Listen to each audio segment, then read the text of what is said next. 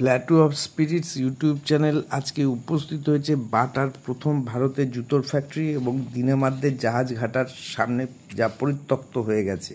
Anderson company থেকে ভাড়া নিয়ে কোন্নগরে 1932 সালে চেকোস্লোভাকিয়া থেকে লোক এনে বাটা প্রথম ভারতের জুতো তৈরি শুরু করে।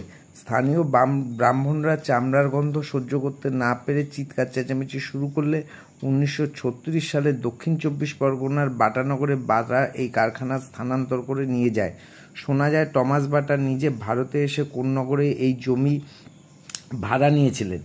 অন্যদিকে দিনেমার ইস্ট ইন্ডিয়া কোম্পানি নবাব আলীবর্দীর থেকে অনুমতি নিয়ে 1755 সালে শ্রীপুর আর আখনার 60 বিঘা জমি নিয়েছিল জাহাজ কারখানা করবে বলে। এখানে জাহাজ সারানোর পাশাপাশি মাল ওঠানো নামানো হতো।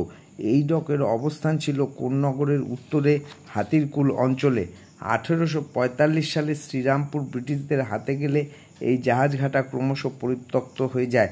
ধারণা করা হয় টমাস সাহেব তার ফ্যাক্টরির জন্য যে সাইটটা বেছে নিয়েছিল 1932 সালে, সেখানেই ছিল দিনেমারদের ডক।